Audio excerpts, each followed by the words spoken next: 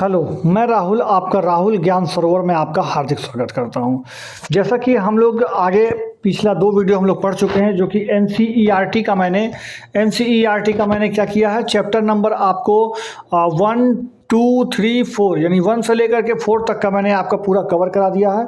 तो आपको चारों चैप्टर आपके जो है कवर हो चुके हैं पिछले 2 वीडियो में, तो आप उसको जा करके वहाँ से देख सकते हैं। हाँ, तो फ्रेंड्स, मैं आपको बता दूं कि मैं अनअकैडमी पर एक क्लास ले रहा हूं, जो कि एनसीईआरटी और एससीईआरटी का जो साइंस पर पैटर्न पर आधारित है। जैसे आप लोग एस्टेट की तैयारी करने अब चलेंगे, एस्टेट जो है वो आपको तैयारी करना है, जिसमें आपको साइंस वाला जो पोर्शन है वो सारा मैं इसमें कवर कराने वाला हूँ। तो एस्टेट का, उसके साथ ही साथ मैं एस्टेट का टीचिंग वाला एप्टीट्यूड भी आपको कवर कराऊंगा, और मैं उसके साथ ही साथ जो बिहार एसएससी जो आया हुआ है, बीएसएससी जो है, बीएसएससी बिहार एसएससी 10+2 वाला जो वैकेंसी है, उसमें भी जो साइंस का पोर्शन है उसमें भी मैं क्लास ले रहा हूं। तो आप अनअकैडमी पर जुड़कर पढ़ना मुझसे ना बोलें। अनअकैडमी पर आप कैसे जुड़ सकते हैं? तो अनअकैडमी पर जुड़ने का लिंक जो आपको डिस्क्रिप्शन में, चैनल के आप कमेंट बॉक्स में और हर जगह, और टेलीग्राम ग्रुप में भी आप इसका जो है चैनल का लिंक पा सकते हैं। आप वहां से जाकर के अनअकैडमी पर क्लास ले सकते हैं। और अगर आप यहां से लिंक के माध्यम से नहीं जा रहे हैं, तो आप अनअकैडमी पर सर्च करेंगे राहुल गुप्ता, तो आपको यही वाला फोटो लगा हुआ आपको उसमें मिल जाएगा। आप वहां पे जान करके अपना ट्राई करके आप पढ़ सकते हैं। 2 वीडियो मैंने अपलोड कर दिया अनअकैडमी पर भी, और वैसे राहुल ज्ञान सरोवर में भी आप पढ़ सकते हैं आकर के। वहां पे फ्री ऑफ कास्ट, दोनों जगह फ्री ऑफ कास्ट है, तो आप पढ़िए आकर के और अपना सिलेक्शन लीजिए। तो चलिए हम वीडियो को आगे बढ़ाते हैं। और साथ ही साथ मैं अनअकैडमी पर भी लेक्चर्स ले रहा हूं, तो आप वहां से जाकर देख सकते हैं। तो बिना मैं टाइम बेकार किए आपका क्लास शुरू कर रहा हूं, और इसी तरह करके मैं मान के चले 3 से 4 दिनों के अंदर मैं पूरा आपका एनसीईआरटी क्लास 7 कंप्लीट करा देने वाला हूं। तो चैप्टर नंबर 5 और 6 आज हम कंप्लीट करेंगे, जिसका पहला नंबर क्वेश्चन आपका अम्ल क्षार लवण का है। तो यहाँ से हम आगे चलते हैं। तो देखिए, मैं वीडियो को आगे बढ़ाने से पहले मैं आपको कुछ चीज़ें बता देता हूँ, उसके बाद मैं वीडियो शुरू करूँगा। तो उसके बाद जब मैं वीडियो शुरू करूँगा, तो आप बिना बताए मेरे आंसर आप दे पाएंगे। तो देखिए, सबसे पहली बात तो आप एक जान लीजिए कि जो अम्ल और क्षार और लवण का जो पैमाना होता है, जो जिससे नापते हैं हम, उसको बोलते हैं पीएच स्केल। उसको क्या बोलते हैं? पीएच स्केल बोलते हैं। सबसे पहली बात तो जिससे हम अम्ल क्षार लवण का पैमाना जिससे नापते हैं कि यह अम्ल है कि क्षार है कि लवण है कि उदासीन है, क्या है, तो इसको जो है हम क्या बोलते हैं? PH scale. इसका जो खोज किया था वो सोरेनसन ने किया था।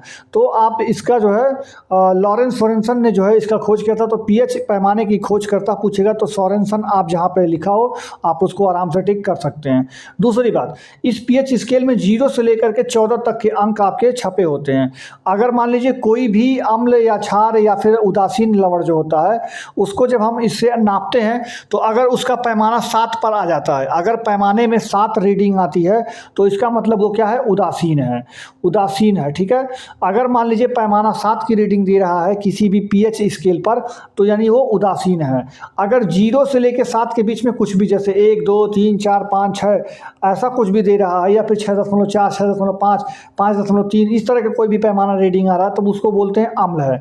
यानी 7 से कम है तो अम्ल है, 7 है तो उदासीन है, और अगर 7 से ज़्यादा हो गया, जैसे कि 8, 9, 10, 11, 12, 13, 14 तक, तो इसका मतलब वो क्या हो जाता है? वो क्षारीय हो जाता है। तो ये 3 चीज़ आपको पता होना चाहिए कि पीएच पैमाने की खोज करता सोरेनसन है। अगर 7 से कम है तो अम्ल है, 7 से ज़्यादा है तो क्षार है, अगर 7 है तो उदासीन है।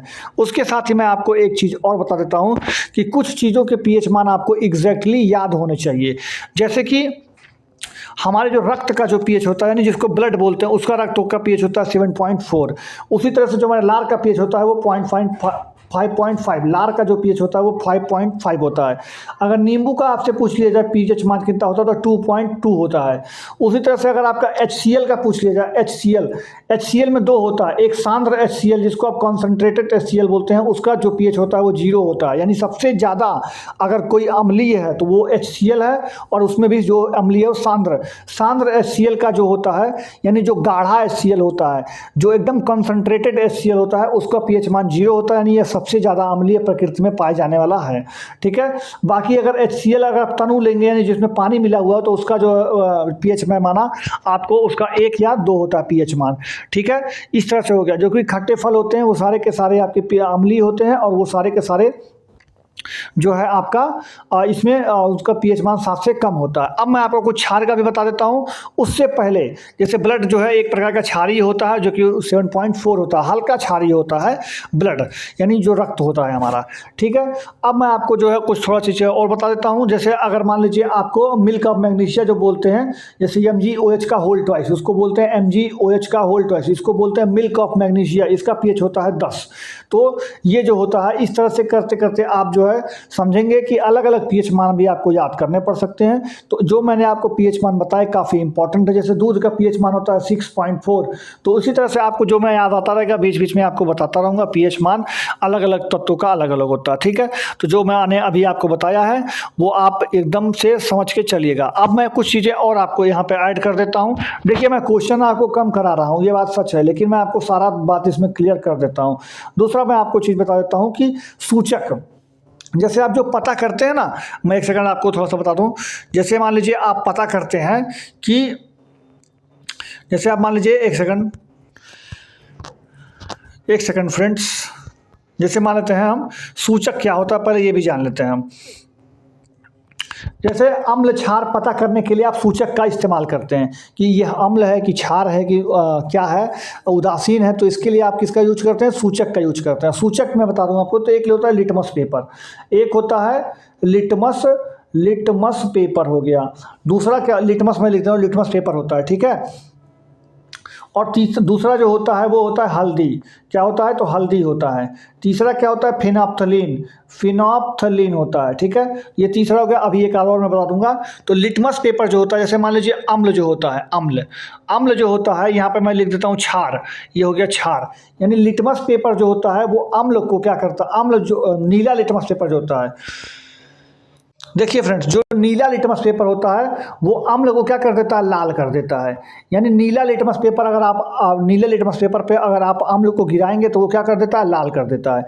उसी तरह से जब लाल लिटमस पेपर को जब जब लाल लिटमस पेपर जब क्षार पर लगाते हैं तो वो क्या कर देता है, उसको नीला कर देता है। यानी लिटमस पेपर में अम्ल जो होता है वो नीले को लाल करता है और क्षार जो होता है वो लाल को नीला कर, नीले को लाल को नीला करता है, ठीक है। यानी आप फिर से समझ, लिटमस पेपर जो होता है वो अगर वो अम्ल रहेगा तो अम्ल क्या करता है, नीला कलर का जो लिटमस पेपर होता है उसको लाल में बदल देता है। कौन सा, अम्ल बदलता है। लेकिन अगर क्षार है तो अगर क्षार पर अगर आप देखेंगे तो जो लाल लिटमस पेपर होता है उसको नीला कलर में जो बदलता है वो होता है क्षार।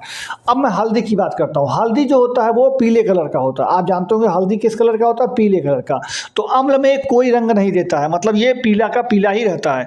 यानी अम्ल में अगर आप हल्दी मिलाएंगे, मतलब हल्दी में अगर आप अम्ल से कराएंगे तो पीले का पीला ही रहेगा, कोई रंग इसमें बदलता नहीं है। लेकिन क्षार में जैसे ही वो जाता है, जैसे ही वो क्षार में जाएगा वो आपका जो है लाल हो जाता है। कैसा हो जाता है, लाल हो जाता है। यानी हल्दी जो होता है वो पीला रहता है अम्ल के साथ, और लाल में, और जैसे ही वो क्षार के साथ जाता है वो लाल कलर का हो जाता है। फिनाप्थलीन जो होता है वो अम्ल में रंगहीन होता है, मतलब इसमें कोई परिवर्तन ही नहीं होता, रंगहीन होता है। यानी फिनाप्थलीन जो है अम्ल के साथ कोई क्रिया नहीं करता है, मतलब कोई रंग नहीं देता है, रंगहीन होता है। जबकि क्षार के साथ ये गुलाबी कलर का हो जाता है। क्षार के साथ कैसा हो जाता है, गुलाबी हो जाता है। अब मैं आपको एक लाइन में अगर समझाऊं तो समझिएगा, जो अम्ल होता है, अम्ल जो होता है उसमें आपको मैं बताता हूँ। देखिए अम्ल में क्या क्या होता है। अम्ल में जो होता है, नीला लिटमस पेपर कैसा हो जाता है, लाल हो जाता है। पहली बात तो नीला को क्या करता है, लाल, ठीक है। यानी जो अम्ल होगा, मैं फिर से लिख देता हूँ, अम्ल जो होगा वो लिटमस पेपर जो होता है, लिटमस पेपर जो होता है वो नीले कलर का जो होता है उसको क्या कर देता है, लाल कर देता है, लाल कर देता है, ठीक है। और जो अम्ल होता है वो फिनाप्थलीन पर भी और हल्दी पर भी, यानी फिनाप्थलीन और हल्दी दोनों पर क्या करता है, कोई रंग नहीं देता, रंग में परिवर्तन नहीं होता, रंगहीन हो जाता है। यानी पीला है तो पीला रहेगा, जो भी रहेगा तो वो रहेगा। यानी फिनाप्थलीन रंगहीन हो जाता है, और जो ये आपका हल्दी है वो पीला का पीला ही रहता है, किसमें, अम्ल में। अगर हम वहीं क्षार की बात करेंगे हम, तो क्षार में मैं आपको फिर से बता रहा हूँ, आपको याद हो जाता है। क्षार जो होता है वो लाल लिटमस पेपर को नीला कर देता है, पहली बात। दूसरा बात, क्षार जो होता है वो पीले कलर का, हल्दी तो पहले से होता है पीले कलर का, लेकिन अम्ल में वो पीले का पीला ही रहता है, लेकिन क्षार में वो लाल कलर में बदल जाता है। और अगर आपको फिनाप्थलीन की बात करें तो वो भी अम्ल के साथ कोई क्रिया नहीं करता, रंगहीन रहता है, लेकिन जैसे ही वो क्षार के साथ आता है तो वो भी गुलाबी कलर का हो जाता है। तो मैंने आपको पूरा लिटमस पेपर बता दिया, पूरा पीएच स्केल बता दिया, पूरा आपका सब कुछ मैंने यहाँ पे क्लियर कर दिया। अब अम्ल क्षार में आपका कुछ भी इससे ज़्यादा नहीं आता है। और दूसरी बात देखिए, अम्ल जो होते हैं, ये भी आपको बता देता हूँ, अम्ल जो होते हैं वो स्वाद में खट्टे होते हैं। खट्टा जो भी होगा वो स्वाद में, वो सारे अम्ल होते हैं। और जो क्षार होते हैं वो हमेशा कड़वा होता है। कड़वा, या तो आप इसको नमकीन बोल सकते हैं या साल्ट बोल सकते हैं एक तरह से, लेकिन कड़वा ही मानेंगे आप। तो जो स्वाद में कड़वा होगा उसे क्षार बोलेंगे, जो स्वाद में खट्टा होगा उसे अम्ल बोलेंगे। ये भी आप जान लीजिए। दूसरा बात मैं आपको यहीं पे बता दूं, अम्ल जो होता है, अम्ल जो होता है वो जब टूटता है तो H प्लस आयन देता है, क्या करता है, H प्लस आयन में टूट जाता है। यानी अम्ल हमेशा H प्लस आयन देता है, जबकि क्षार जो होता है वो हमेशा OH माइनस आयन देता है। ठीक है, तो मैंने आपको सारा बात बता दिया कि अम्ल H प्लस आयन देता है, क्षार OH माइनस आयन देता है। ठीक है, तो ये सारी चीज़ें आपको क्लियर हो गई होंगी। अब इसके बाद आपको क्वेश्चन, आप पे कोई दिक्कत नहीं होगा, आप खुद अपने आप क्वेश्चन को बना लेंगे। देखिएगा, लिखा है पहला क्वेश्चन, निम्नलिखित में से कौन सा अम्लीय स्वभाव नहीं है। जो भी खट्टा होगा वो सारा अम्ल होगा, जो खट्टा नहीं होगा वो अम्ल नहीं होगा। तो नींबू का रस खट्टा होता है, अम्ल होगा। इमली खट्टा होता है, ये भी अम्ल होगा। खाने का फोड़ा खट्टा नहीं होता, ये क्षार होगा। और अम्ल, कच्चा आम भी अम्ल होगा क्योंकि खट्टा होता है। यानी इसका राइट आंसर ऑप्शन नंबर 3 हो गया। अगला क्वेश्चन आप देखेंगे तो सिरके में अम्ल उपस्थित होता है। देखिए, जो सिरका होता है वो अम्ल होता है और उसमें एसिटिक अम्ल होता है। सिरके का आप जो होता है उसमें एसिटिक अम्ल होता है। एसिटिक अम्ल का जो फार्मूला होता है उसको बोलते हैं CH3COOH, यानी CH3COOH। आपको मैं फिर से लिख देता हूँ, सिरके को बोलते हैं एसिटिक एसिड यानी एसिटिक अम्ल, और इसका फार्मूला होता है CH3COOH यानी CH3COOH। ठीक है, इसको बोलते हैं एसिटिक अम्ल। ठीक है, तो ये हो गया आपका सिरके का रासायनिक सूत्र भी मैंने बता दिया, और ये भी हो गया। जो बाकी मैं आपसे बता दूं तो सिट्रिक अम्ल जो होता है ये किसी भी खट्टे फल में होता है। टार्टरिक अम्ल जो होता है वो इमली में पाया जाता है। टार्टरिक अम्ल इमली में आपको मिलता है। फार्मिक अम्ल जो चींटी का डंक होता है, मधुमक्खी का जो डंक होता है, जैसे जो भी काटने वाले जो काटता है आप फूल जाता है। जैसे मान लीजिए आपके शरीर में काटा और फूल गया तो इसका मतलब उसके डंक में फार्मिक अम्ल है। फार्मिक अम्ल का फार्मूला होता है HCOOH। HCOOH को बोलते हैं फार्मिक अम्ल। तो फार्मिक अम्ल का फार्मूला हो गया HCOOH। और इसको बोलते हैं चींटी के डंक में, मधुमक्खी के डंक में कौन सा चीज़ होता है, तो फार्मिक अम्ल होता है, जिसका फार्मूला HCOOH होता है। टार्टरिक अम्ल आपका इमली में हो गया। सिट्रिक अम्ल आपका सभी खट्टे फलों में होता है, स्पेशली नारंगी हो गया, स्पेशली आपका यहाँ पर कोई भी खट्टा फल हो जिसमें जैसे आपका नारंगी हो गया, मौसमी हो गया, इस सब में सिट्रिक फल में जो है आपके कौन से पाए जाएंगे, सिट्रिक अम्ल पाए जाएंगे खट्टे फलों में। ठीक है, तो ये सारी चीज़ें होंगी। बाकी चींटी के डंक में और मधुमक्खी के डंक में फार्मिक अम्ल। अब यहाँ देखिए, यहाँ पे अगला क्वेश्चन मैंने बताया है कि निम्नलिखित में से प्राकृतिक सूचक नहीं है। देखिए भैया, हल्दी आपका प्राकृतिक चीज़ होता है और सूचक का इस्तेमाल करते हैं, जबकि गुड़हल भी आपका प्राकृतिक होता है और इसका भी इस्तेमाल सूचक में करते हैं। लिटमस पेपर भी मैंने आपको बताया वो भी प्राकृतिक होता है और उसका इस्तेमाल भी हम लोग सूचक में करते हैं। तो यानी इनमें से कोई नहीं, इसका आंसर सही हो जाएगा। आगे बढ़ते हैं। अगला लिखा है कि चूने के पानी में पाया जाता है कौन सा हाइड्राक्साइड। देखिए, चूना जो होता है कैसे बनता है, CaO होता है, समझिएगा। CaO को बोलते हैं बिन बुझा चूना। इसको बोलते हैं बिन बुझा चूना, बुझा चूना। तो इसको बोलते हैं बिन बुझा चूना, मतलब इसमें पानी नहीं डाला गया है, ये बिना बुझा हुआ, अभी बुझाया नहीं गया है इसको। CaO को बोलते हैं बिन बुझा चूना, इसको कहते हैं कैल्शियम ऑक्साइड। इसमें जब हम डाल देते हैं पानी यानी वाटर यानी H2O, तो ये बन जाता है CaOH का होल ट्वाइस। क्या बनता है, CaOH का होल ट्वाइस। CaOH का होल ट्वाइस, यहाँ पे मैं फिर से लिख देता हूँ, CaOH का होल ट्वाइस बन जाता है, और इसी को बोलते हैं कैल्शियम हाइड्रोक्साइड। कैल्शियम हाइड्रोक्साइड यानी कैल्शियम जो है हाइड्रोजन और ऑक्सीजन के साथ क्रिया करके कैल्शियम हाइड्रोक्साइड बनाता है। यानी बिन बुझा चूना में जब आप पानी मिला देंगे तो यही बनता है कैल्शियम हाइड्रोक्साइड।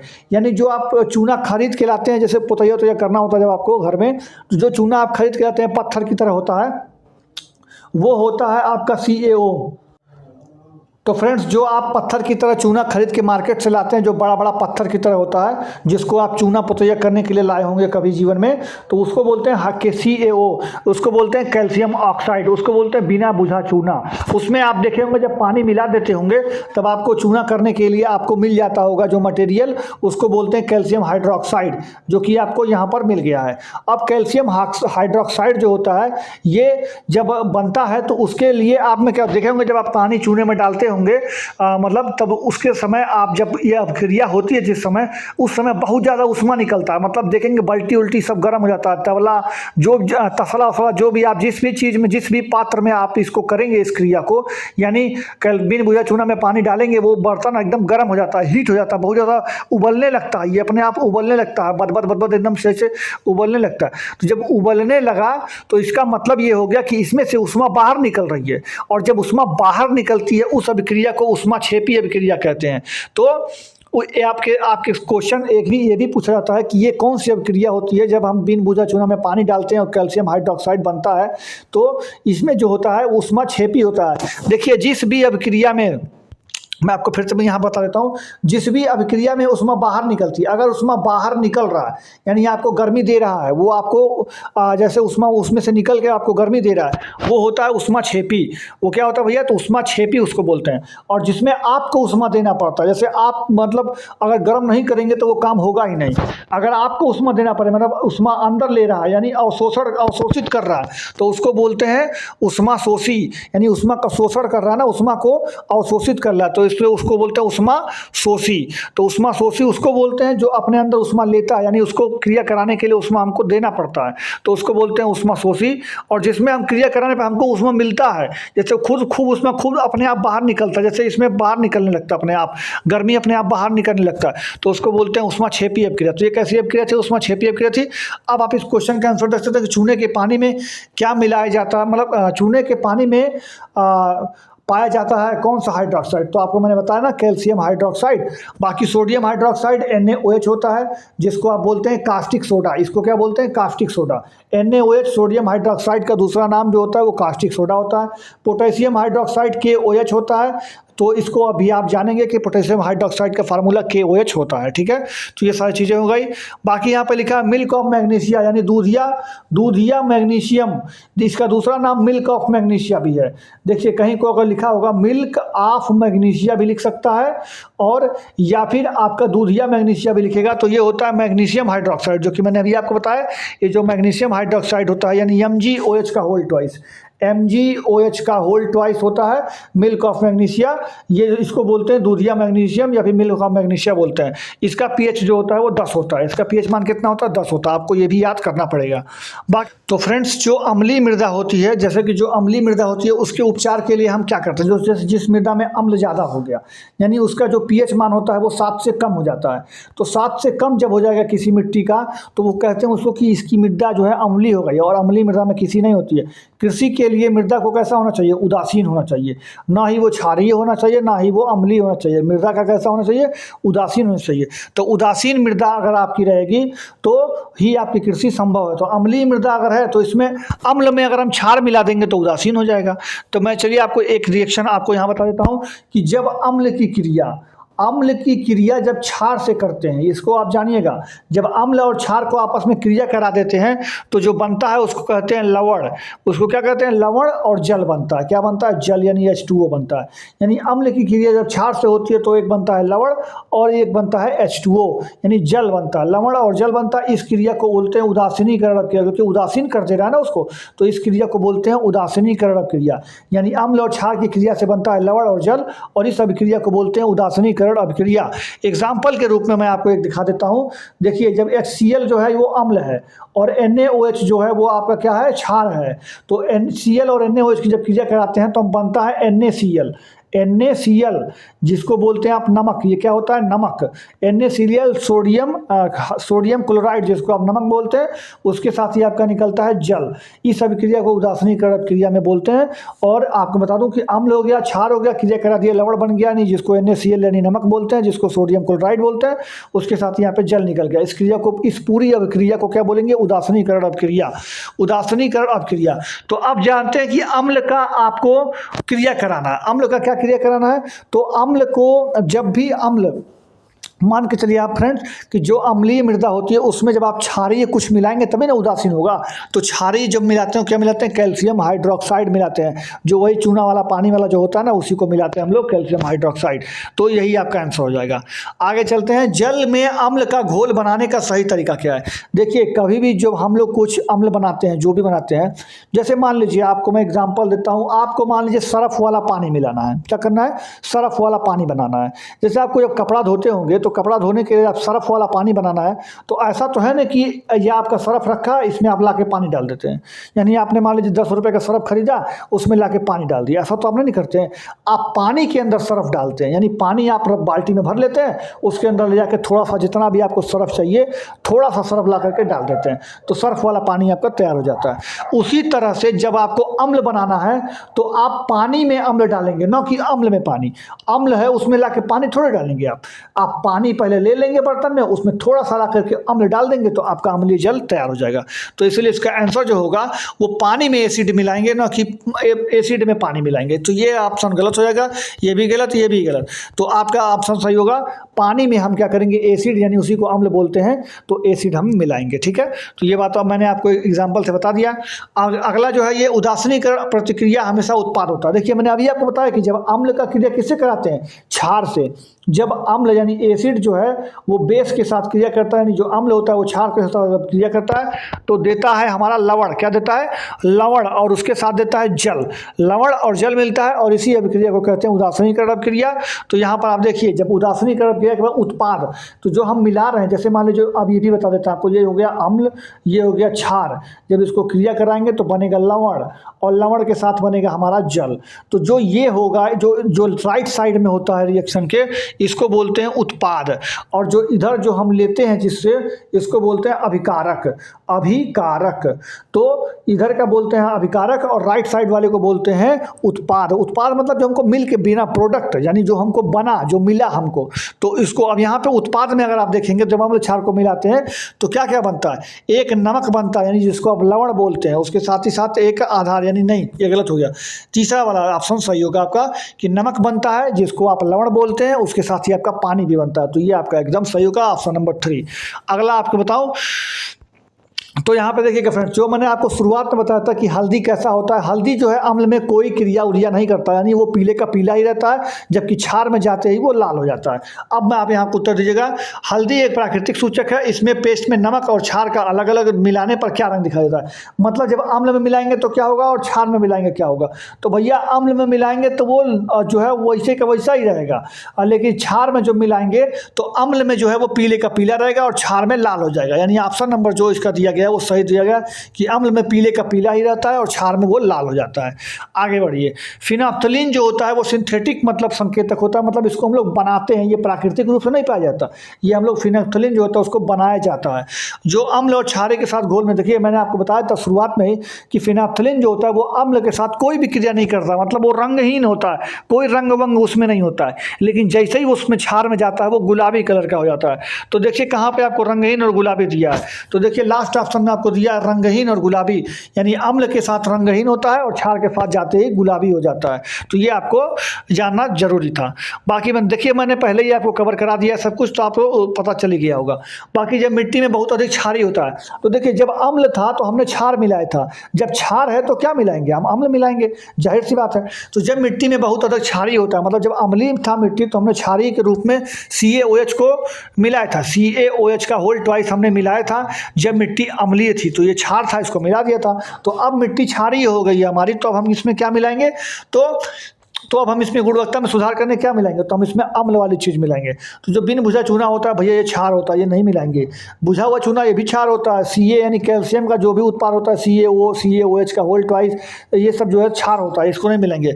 कैलामाइन जो होता है ये भी एक क्षार होता है, इसको भी नहीं मिलाएंगे। कार्बनिक पदार्थ जो है हम उसको मिलाएंगे। कार्बनिक पदार्थ जैसे कि हमारा जो अम्ल होता है, जैसे मैंने फार्मिक अम्ल आपको बताया था ना, COOH, HCOOH, CH3COOH, मैंने आपको एसिटिक अम्ल भी बताया था। और मैंने C2H5OH भी आप जान लीजिए, एथिल अल्कोहल होता है, ये भी अम्ल होता है। जितने भी अम्ल होते हैं देखिए उसमें कार्बन आता जरूर है, यहाँ भी कार्बन आ गया, यहाँ भी कार्बन आ गया, यहाँ भी कार्बन आ गया। तो जितने भी कार्बन वाले जो होते हैं ना, उसमें अम्ल होता है, वो सारे अम्ल होते हैं। तो अम्ल मिलाएंगे क्षार वाले में, तो जिसमें भी कार्बन पाया जाएगा, नहीं कार्बनिक पदार्थ होगा, वही अम्ल होगा। यहाँ पे अम्ल भी लिख सकता था आपका, यहाँ पे जो मैंने एग्जांपल दिया वो भी लिख सकता था, और कार्बनिक पदार्थ भी लिख सकता था, तो सभी आंसर इसके सही हो जाएंगे। बाकी आप देख सकते हैं यहाँ पर क्वेश्चन नंबर 12, लिटमस एक प्राकृतिक रंग का होता है। तो देखिए लिटमस पेपर कैसे बनता है, लिटमस पेपर काई से बनता है, लाइकेन जिसको बोलते हैं, लाइकेन से बनता है लिटमस पेपर। ठीक है, हल्दी तो आपको पता है कैसे बनता है, फिनाफ्थलीन हम लोग प्राकृतिक नहीं प्राप्त करते, वो हम लोग कृत्रिम बनाते हैं। गुलाब के डंठल से भी बनता है आपका, वो भी एक प्रकार का लिटमस पेपर होता है। तो ये सारी चीज़ें आपको पता होनी चाहिए।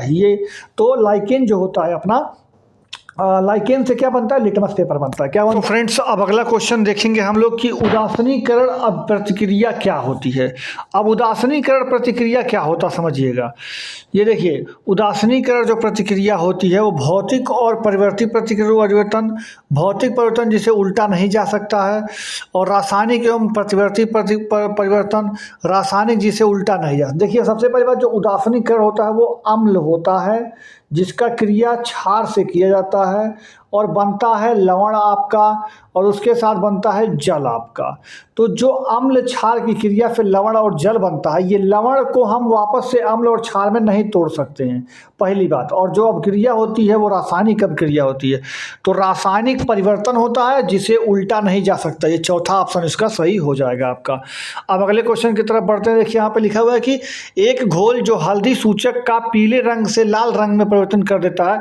तो देखिए हल्दी जो होता है, मैंने आपको वीडियो के शुरुआत में ही बताया था आपको कि जो हल्दी होता है वो अम्ल के साथ कोई रंग नहीं देता, यानी पीले का पीला ही रहता है, लेकिन क्षार के साथ वो कैसा होता है, लाल हो जाता है। ये आपको मैंने पहले ही बता दिया है। तो अम्ल पीले रंग से लाल रंग को कौन बदलता है, क्षार बदलता है। तो जो ऑप्शन नंबर 1 होगा ये आपका आंसर सही हो जाएगा।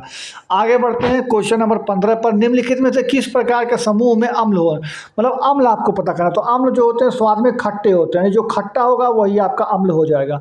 तो नींबू और अंगूर और पानी, तो पानी भैया होता है उदासीन जिसका पीएच मान 7 होता है, यानी ये ऑप्शन तो गलत हो गया।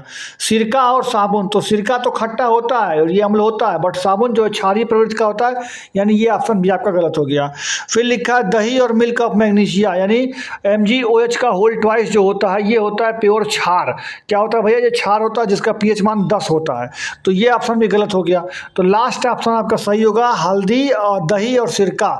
दही भी खट्टा होता है और सिरका भी खट्टा होता है, दोनों के दोनों खट्टे होते हैं। सिरका को बोलते हैं एसिटिक अम्ल, जिसका फार्मूला मैंने आपको पीछे बताया CH3COOH। ठीक है, बाकी अगले क्वेश्चन पे चलते हैं। लिखा हुआ है रंगहीन विलयन में नीलपतरीन सूचक को मिलाने पर कोई परिवर्तन नहीं देखा जाता है। तो यह किस प्रकृति का है। तो देखिए भैया फिनाप्थलीन जो होता है वो अम्ल में कुछ नहीं करता है। अम्ल में ना तो हल्दी कोई रंग बदलता है ना ही फिनाप्थलीन बदलता है। तो अम्ल के साथ ये कोई न क्रिया, मतलब कोई रंग वंग बदलते नहीं है। यानी फिनाप्थलीन जो होता है वो अम्ल के साथ रंगहीन बना रहता है, लेकिन क्षार के साथ कैसा हो जाता है, तो गुलाबी हो जाता है। तो इसलिए अम्ल के साथ जो है ये ऐसा होगा। तो या तो अम्लीय होगा या तो उदासीन। देखिए क्षारीय तो होगा नहीं, क्षारीय तो होगा नहीं, क्षारीय तो होगा नहीं। तो अम्लीय या तो उदासीन। उदासीन तो किसी पर कोई क्रिया ही नहीं करेगा। उदासीन का मतलब उदासीन ना तो वो लिटमस पेपर के साथ ना फिनाप्थलीन के साथ, किसी के साथ तो उसका कोई लेना देना नहीं है। तो उदासीन का कोई मतलब ही नहीं है। बाकी अम्ल के साथ ही फिनाप्थलीन जो होता है वो आपका कोई प्रतिक्रिया या कोई परिवर्तन नहीं देता है। तो ये बात आपका सही हो गया। बाकी आप इस चैप्टर का जो है अगला एकदम लास्ट क्वेश्चन ये रहा, क्वेश्चन नंबर 17। निम्नलिखित में से कौन सा अम्ल क्षार सूचक है। तो देखिए भैया अम्ल और क्षार का सूचक कौन सा है। सिरका है तो बिल्कुल नहीं, नींबू पानी बिल्कुल नहीं, बेकिंग सोडा बिल्कुल नहीं, हल्दी मैंने आपको पढ़ाया है और बताया भी है कि अम्ल के साथ कोई अभिक्रिया नहीं, यानी पीले का पीला ही रहता है, और क्षार में जैसे जाता है वो पीले से लाल में बदल जाता है। तो ये आपका आंसर हो गया। इस चैप्टर के साथ साथ हमने अम्ल क्षार लवण का जो चैप्टर है उसके बारे में मैंने आपको सब कुछ डिस्कस कर दिया। यानी पीएच पैमाना भी मैंने आपको बता दिया, किसने खोज की थी, सोरेनसन ने भी मैंने आपको बता दिया। उसके साथ ही साथ आपको अम्ल क्षार लवण का विशेषता मैंने बता दिया, और अम्ल क्षार लवण जल में क्या देते हैं ये भी मैंने। जल में अम्ल जो होता है H+ आयन देता है और OH माइनस आयन क्षार देता है, ये भी मैंने बता दिया। उदासीनीकरण अभिक्रिया भी मैंने बता दिया। पीएच मान जो इंपॉर्टेंट थे वो भी मैंने आपको बता दिया। तो सारा सब कुछ मैं डिस्कस कर चुका हूँ। अब अम्ल और क्षार लवण से आपको इससे ज़्यादा एक्स्ट्रा क्लास 7th में कुछ भी नहीं है जो कि मैंने आपको छोड़ा है। एक्चुअली मैंने क्लास 10 तक का जो है आपको सिलेबस करा दिया। अब मैं आपको चलता हूँ नेक्स्ट चैप्टर पर जिसको कहते हैं भौतिक एवं रासायनिक परिवर्तन। तो इस चैप्टर को शुरू करने से पहले मैं आपको इसकी कुछ बेसिक चीज़ें बता देता हूं जो कि आपको बहुत ज़रूरी हैं। जैसे कि समझिएगा, परिवर्तन जो होते हैं वो 2 प्रकार के होते हैं। एक होता है भौतिक परिवर्तन और एक होता है रासायनिक परिवर्तन। दोनों में डिफरेंस क्या है ये आप समझिएगा। भौतिक परिवर्तन ऐसे परिवर्तन होते हैं जिनमें जैसे मान लीजिए आप उसका आकार बदल देंगे, उसकी आकृति बदल देंगे, उसका स्वभाव बदल देंगे, लेकिन उसको आप दोबारा से वैसे बना सकते हैं। जैसे जल है, जल जो होता है उसको हम जमा देंगे, अगर मान लीजिए उसको बर्फ़ बना देंगे तो वो ठोस में चला गया, फिर उसको गर्म करके वापस कर देंगे तो वो वापस से जल बन जाएगा यानी पानी बन जाएगा, और पानी को वाष्प में बदल देंगे यानी और गर्मा देंगे, उबाल देंगे तो वाष्प के रूप में हवा में यानी ये एक तरह से ये गैस भी बन जाता है। तो ये जल जो है द्रव भी बन जा रहा है, ठोस भी बन जा रहा है, गैस भी बन जा रहा है। लेकिन क्या हम गैस को वापस जो है मतलब जो हमारा वाष्प है, जल वाष्प है, उसको हम वापस जल द्रव बना लेंगे? तो बिल्कुल बना लेंगे, ठंडा कर देंगे, वापस बन जाएगा। यानी हम इस प्रक्रिया में ऐसी अभिक्रिया जिसको हम कराएं तो फिर उसको वापस बना लें। जैसे मोम जो होता है वो पिघलता है, तो पिघलता है तो फिर से देखेंगे कुछ देर बाद जम के फिर से वापस मोम आपको मिल जाता है, यानी मोम भी जो है पिघलता है, वापस मिल जाता है। उसी तरह से आप कुछ भी समझ सकते हैं जो ऐसा क्रिया हो जिसको आप दोबारा से प्राप्त कर सकते हैं। जैसे मान लीजिए हम कुछ भी बनाए उसको वापस हम प्राप्त कर सकते हैं, यानी उसको उल्टा जा सकता है उस क्रिया को, तो वैसी क्रिया भौतिक परिवर्तन होती है। ऐसी क्रिया जो कि जिसको हम दोबारा से प्राप्त नहीं कर सकते हैं उसको बोलते हैं रासायनिक परिवर्तन। सीधा सा सिंपल बात है, अगर हम उसको वापस से प्राप्त कर ले रहे हैं तो इसका मतलब वो भौतिक परिवर्तन, अगर वापस से प्राप्त नहीं कर पा रहे हैं तो उसका मतलब वो रासायनिक परिवर्तन है। रासायनिक परिवर्तन में जब हम कुछ क्रिया करा देते हैं तो उसके बाद जो नया उत्पाद बन जाता है वो परमानेंट बन जाता है, उसको हम वापस से पहले वाले यानी पुराने वाले में वापस रूप में नहीं ला पाते हैं, तो इस क्रिया को बोलते हैं रासायनिक परिवर्तन। ये इसका बेसिक फार्मूला था, बेसिक जो नॉलेज थी यही थी कि भौतिक परिवर्तन को हम वापस से कर सकते हैं, यानी वापस से उसको दूसरे रूप में जिस रूप से बदले थे उसमें वापस ला सकते हैं, लेकिन रासायनिक परिवर्तन में हम जिस रूप में था उसको वापस में उस रूप में नहीं ला पाते हैं। तो अब इसके हिसाब से आप इसका आंसर दीजिएगा, बाकी कोई एक्स्ट्रा चीज़ होगा तो मैं आपको आपके अगले क्वेश्चन में डिस्कस कर दूंगा। रासायनिक परिवर्तन में निम्नलिखित में से कौन सी घटनाएं हो सकती हैं? तो रंग में परिवर्तन नहीं, बिल्कुल नहीं। अगर आप काला को नीला कर दिए तो वापस से नीला काला थोड़े हो जाएगा, तो इसलिए ये वाला बात गलत है, ये रासायनिक परिवर्तन है। किसी गैस का बनना, अगर मान लीजिए कि आपका रासायनिक परिवर्तन पूछ रहा है, यहाँ पर पूछ रहा है रासायनिक परिवर्तन, तो आपका किसी गैस का बनना। अब जैसे मान लीजिए हम यहाँ पे C+O2 यानी कार्बन को जला दिए तो ऑक्सीजन के साथ मिलकर CO2 कर लिया, तो अब CO2 को वापस हम कार्बन प्लस ऑक्सीजन में थोड़े वापस कन्वर्ट कर पाएंगे, तो इसलिए ये भी एक प्रकार का रासायनिक परिवर्तन होता है, गैस का बनना, इसलिए ये भी जो है रासायनिक परिवर्तन होगा। उष्मा और प्रकाश का उत्सर्जन, इसका मतलब ये होगा जैसे कि जो सूर्य से हमारा प्रकाश आ रहा है तो क्या जो उष्मा हमारे सूर्य से आ रहा है वो वापस कभी जाता है? तो वापस नहीं जाता है ना, तो इसलिए वो भी जो है यहाँ पर रासायनिक परिवर्तन में आ जाएगा, यानी इनमें से सही अभी आपका आंसर हो जाएगा। आगे क्वेश्चन करते हैं कि निम्नलिखित में से कौन सा भौतिक परिवर्तन नहीं है, मतलब भौतिक परिवर्तन आपसे नहीं पूछ रहा है, यानी वो आप रासायनिक परिवर्तन पूछ रहा है। बर्फ का जमना, तो ये तो भाई भौतिक परिवर्तन होता है, क्योंकि बर्फ जम गया तो वापस पिघल के पानी भी तो बन जाएगा, तो इसलिए ये तो भाई भौतिक परिवर्तन होगा। उसी तरह से मोम का पिघलना, जैसे मोम को पिघला दिए वापस जमा देंगे तो वापस मोम हो जाएगा, तो ये भी भौतिक परिवर्तन है। कागज का जलना, तो देखिए भैया कागज को एक बार जला दिए तो वो राख बन जाएगा और राख को वापस कागज आप नहीं बना पाएंगे, तो ये रासायनिक परिवर्तन होता है, यानी यही आपका आंसर हो जाएगा कि यह भौतिक परिवर्तन नहीं है, कागज का जलना। बाकी चीनी और पानी का घुलना, ये भी भौतिक परिवर्तन होता है। चीनी पानी का मिक्सअप कर लिए, घुल गया, उसको गैस पे रख के गर्म कर दिए, सारा पानी उड़ जाएगा, चीनी आपका वापस मिल जाएगा, यानी यह भी भौतिक परिवर्तन होता है। जबकि कागज का जलना, जो एक बार कागज जल गया तो वापस नहीं आएगा, यानी यह एक रासायनिक परिवर्तन होगा। आगे देखते हैं निम्नलिखित में से कौन सा रासायनिक परिवर्तन नहीं है, यानी देखिएगा धातु में जंग लगना, एक बार जंग लग गया तो क्या वापस से धातु को प्राप्त कर लेंगे? बिल्कुल, ये रासायनिक परिवर्तन होता है। चांदी का खराब होना, चांदी का जब खराब हो गया भाई, एक बार मान लीजिए चांदी आपका खराब हो गया तब वापस से थोड़ी ना सही होगा, अब उसको फिर से हमको सही करने के लिए बहुत प्रोसेस करना पड़ जाएगा, लेकिन ये वापस अपने आप सही नहीं होगा, यानी ये भी एक रासायनिक परिवर्तन है। कागज का जलना, मैंने अभी आपको बताया कि ये भी एक रासायनिक परिवर्तन है। पानी का उबलना रासायनिक परिवर्तन नहीं है, पानी को उबाल दिया, जलवाष्प बन गया, उसको ठंडा कर देंगे, वापस पानी बन जाएगा, यानी यह एक भौतिक परिवर्तन होता है। तो ऑप्शन नंबर 4 आपका राइट आंसर हो जाएगा। अगला क्वेश्चन पर चलते हैं कि लोहे में जंग लगना से बचाने का उपाय, मतलब लोहे में जंग ना लगने पाए, लोहे में जंग ना लगने पाए इसके लिए क्या करते हैं? तो देखिए लोहे को पेंट करते हैं, तो जाहिर सी बात है आप लोहे को पेंट कर सकते हैं, लोहे पर ग्रीस भी लगा देंगे तो भी उसमें जंग नहीं लगता है। उसके साथ ही लोहे के ऊपर जिंक का लेप चढ़ा देते हैं। देखिए मान लीजिए एक लोहा है, इसके ऊपर जिंक की परत चढ़ाई जाती है, उस क्रिया को बोलते हैं गैल्वेनाइजेशन। गैल्वेनाइजेशन यानी गैल्वेनीकरण भी कहीं लिखा होता है। गैल्वेनीकरण जो होता है, लोहे के ऊपर जिंक का हम एक परत चढ़ा देते हैं। जैसे मान लीजिए क्या होता है, लोहा है तो उस पे जंग लग जाता है। लेकिन जो जिंक होता है उस पे जंग नहीं लगता। तो कोई जिंक का मान लीजिए एक घोल है, जैसे जिंक है उसको खूब पिघला करके घोल बना लिए हैं, उसी में क्या करते हैं लोहे को डुबा देते हैं फिर निकाल लेते हैं, तो उससे क्या होता है लोहे के ऊपर एक जिंक की परत चढ़ जाती है, तो उस पर जंग नहीं लगता है। और इस क्रिया को क्या बोलते हैं, तो गैल्वेनाइकरण बोलते हैं, यानी गैल्वेनाइजेशन बोलते हैं या गैल्वेनीकरण बोलते हैं। तो गैल्वेनीकरण पूछेगा क्या होता है, तो जिंक पे मतलब लोहे पर जिंक की परत चढ़ाने को क्या बोलते हैं, गैल्वेनीकरण बोलते हैं। तो यानी इनमें से सभी आपका आंसर हो जाएगा। यानी आप लोहे को जंग से बचाने के लिए पेंट भी करते हैं, ग्रीस भी लगाते हैं और उसके ऊपर जिंक की परत चढ़ा करके गैल्वेनाइजेशन भी करते हैं, तो इसलिए इनमें से सभी आपका आंसर सही हो जाएगा। आगे हो गया स्टेनलेस स्टील। क्या होता है, धातु तो नहीं होता भाई, धातु जो होता है वो आपका होता है केवल जैसे लोहा हो, केवल जैसे चांदी हो, केवल जैसे सोना हो, ये सब हो गया धातु। लेकिन अब उसमें हम कुछ मिला देंगे, अधातु जैसे ब्रोमीन हो गया, क्लोरीन हो गया, ये सब फ्लोरीन हो गया, जितने भी ये सब हैं सब आपके अधातु हैं। लेकिन जो मिश्र धातु होता है जैसे उसमें कुछ मिला करके बना, जैसे दो या दो से अधिक धातु को एक मिला देंगे तो वो क्या हो जाएगा, दो या दो से अधिक धातु या अधातु को आपस में मिला देंगे तो उस प्रकार जो बना हुआ जो अलग मटेरियल होता है उसको बोलते हैं मिश्र धातु। जैसे आप अगर जिंक में अगर आपने टिन मिला दिया यानी यसन मिला दिया तो ये बनता है आपका जो है ये बनता है कांसा। और अगर आपने जिंक में जो है कापर मिला दिया तो ये बन जाता है आपका पीतल।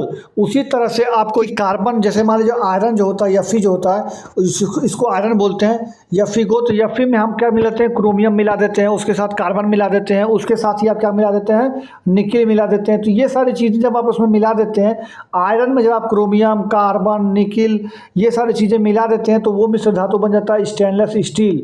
और स्टेनलेस स्टील एक प्रकार का क्या होता है, तो मिश्र धातु होता है।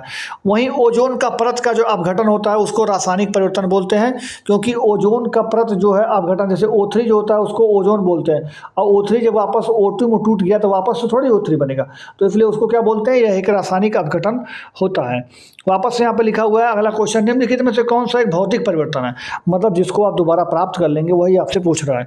लोहे पर जंग लग गया तो आप उसको दोबारा नहीं प्राप्त कर पाएंगे, यानी यह एक रासायनिक परिवर्तन होता है, तो ये ऑप्शन सही नहीं होगा। मैग्नीशियम का रिबन का दहन, यानी अगर आप मैग्नीशियम को यानी Mg को जला देंगे ऑक्सीजन की उपस्थिति में तो बनता है MgO बन जाता है, यानी मैग्नीशियम ऑक्साइड बन जाता है। तो यह भी एक रासायनिक अभिक्रिया होती है, रासायनिक परिवर्तन होता है, यानी यह भी आपका जो दोबारा नहीं प्राप्त होता है। तो किसी भी चीज़ को जलाना यानी दहन करना जो है अपने आप में एक रासायनिक अभिक्रिया होती है, तो यह जो होता है यह भी आपका भौतिक परिवर्तन नहीं है।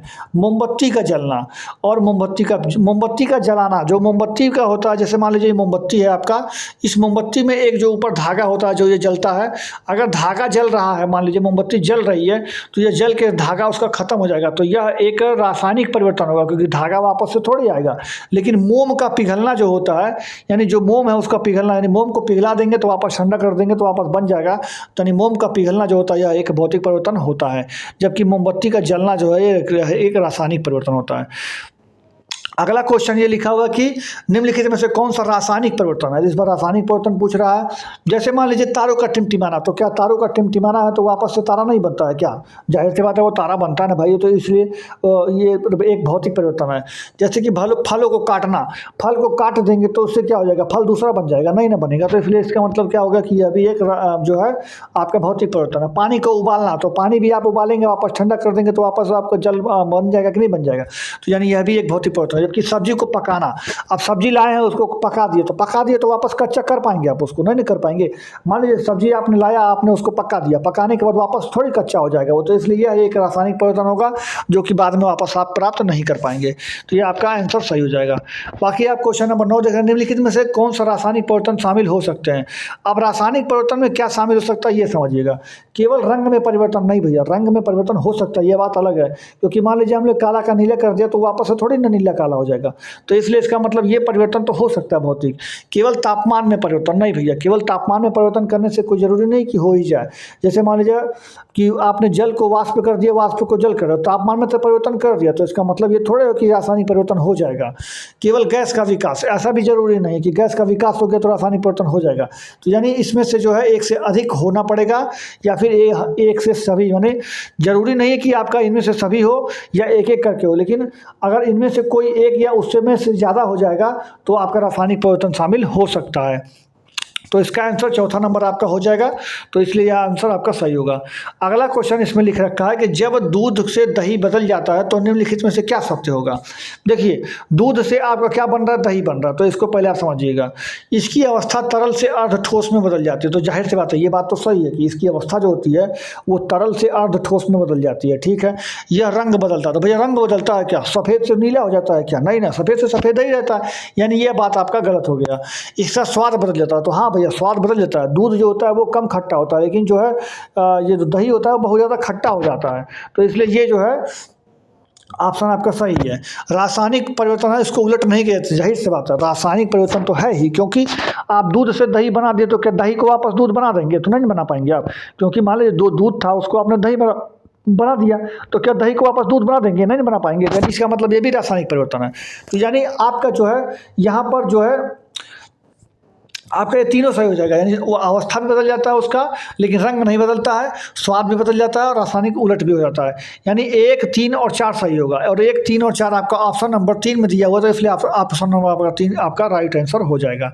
अगला क्वेश्चन लिखा हुआ है, जब एक आदमी लोहे को बने मुख्य द्वार से रंगवा देता है, मतलब कहने का मतलब लोहे का कोई गेट है उसको रंगवा दिया, वो किस लिए रंगवा रहा है।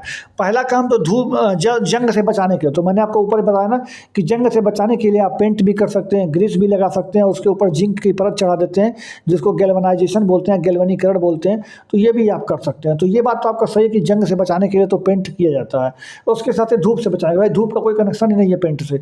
आगे इसे सुंदर बनाने का, हाँ तो भाई आप गेट को सुंदर तो बनाना चाहते हैं कि नहीं बनाना चाहते हैं, आप गेट में पेंट कर दे तो दो चीज़ होता है, एक तो उसका आपका गेट सुंदर हो जाता है, दूसरा काम क्या होता है कि आपको जंग से बचाता है। लेकिन आप इससे धूल मुक्त, क्या गेटवा पे आप पेंट लगा देंगे तो धूल नहीं जमेगा क्या, तो जमेगा भी, जाहिर सी बात है। तो इसका मतलब ये भी बात आपका गलत हो गया, यानी इसका 1 और 3 आंसर सही होगा। तो 1 और 3 जहां भी होगा वो आप उसको लगा सकते हैं, 1 और 3 आपका ऑप्शन नंबर 1 में मिल रहा है, इसलिए आप इसको सही कर सकते हैं।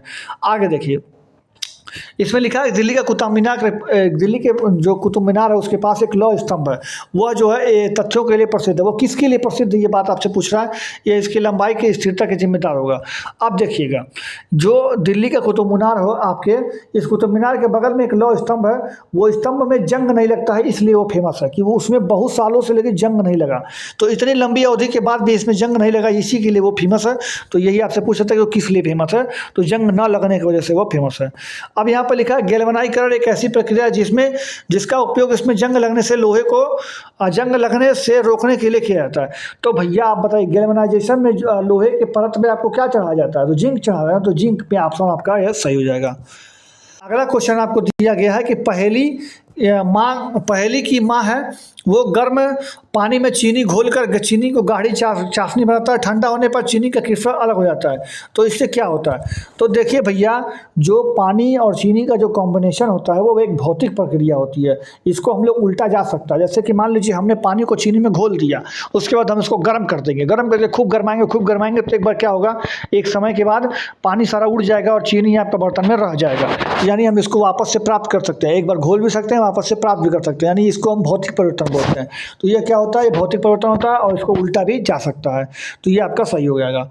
अगला क्वेश्चन आपको लिखा हुआ है कि रासायनिक प्रतिक्रिया के निम्नलिखित में से कौन सा कथन गलत है, तो गलत बात को चुनना है। गर्मी बाहर दी जाती है लेकिन कभी अवशोषित नहीं होती है, और ध्वनि उत्पन्न हो सकता है, रंग परिवर्तन हो सकता है, एक गैस विकसित हो सकती है।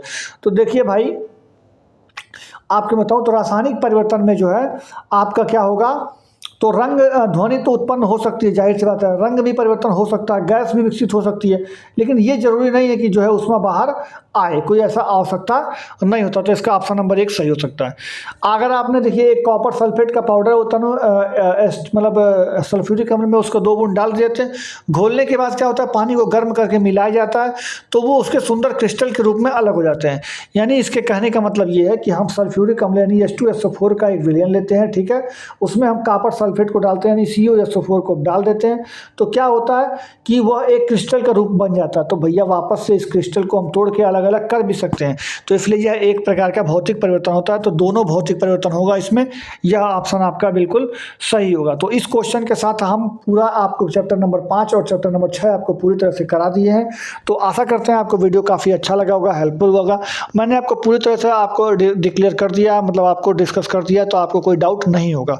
मे भी अगर कोई डाउट हो तो आप उसको कमेंट करके पूछ सकते हैं। और हाँ, आपके लिए स्पेशल बात ये कि आप अनअकैडमी पर जुड़कर पढ़ना मत भूलेंगे, तो अनअकैडमी पर आप जरूर जुड़ जाइएगा। उसके साथ ही आप चैनल को सब्सक्राइब करके बेल आइकन दबा दीजिएगा। जल्दी ही आपको इस चैनल पर सीटेट और एस्टेट और इन सब परीक्षाओं के लिए उपयोगी चीज़ें भी आपको मिलने वाली हैं, तो आप लोग चैनल को सब्सक्राइब करके बेल आइकन दबा दीजिएगा। मिले हाँ, तो फ्रेंड्स मैं आपको बता दूं कि मैं अनअकैडमी पर एक क्लास ले रहा हूं जो कि एनसीईआरटी और एससीईआरटी का जो साइंस पर पैटर्न पर आधारित है। जैसे आप लोग एस्टेट की तैयारी करने अब चलेंगे, एस्टेट जो है वो आपको तैयारी करना है, जिसमें आपको साइंस वाला जो पोर्शन है वो सारा मैं इसमें कवर कराने वाला हूं। तो एस्टेट का, उसके साथ ही साथ मैं एस्टेट का टीचिंग वाला एप्टीट्यूड भी आपको कवर कराऊंगा। और मैं उसके साथ ही साथ जो बिहार एसएससी जो आया हुआ है, बीएसएससी जो है, बीएसएससी बिहार एसएससी 10+2 वाला जो वैकेंसी है, उसमें भी जो साइंस का पोर्शन है उसमें भी मैं क्लास ले रहा हूं। तो आप अनअकैडमी पर जुड़कर पढ़ना मुझसे ना बोलें। अनअकैडमी पर आप कैसे जुड़ सकते हैं? तो अनअकैडमी पर जुड़ने का लिंक जो आपको डिस्क्रिप्शन में, चैनल के आप कमेंट बॉक्स में और हर जगह और टेलीग्राम ग्रुप में भी आप इसका जो है चैनल का लिंक पा सकते हैं। आप वहां से जाकर के अनअकैडमी पर क्लास ले सकते हैं। और अगर आप यहाँ पे लिंक के माध्यम से नहीं जा रहे हैं तो आप अनअकैडमी पर सर्च करेंगे राहुल गुप्ता, तो आपको यही वाला फोटो लगा हुआ आपको उसमें मिल जाएगा। आप वहाँ पे जान करके अपना ट्राई करके आप पढ़ सकते हैं। 2 वीडियो मैंने अपलोड कर दिया अनअकैडमी पर भी, और वैसे राहुल ज्ञान सरोवर में भी आप पढ़ सकते हैं आकर के। वहाँ पे फ्री ऑफ कास्ट, दोनों जगह फ्री ऑफ कास्ट है, तो आप पढ़िए आकर के और अपना सिलेक्शन लीजिए।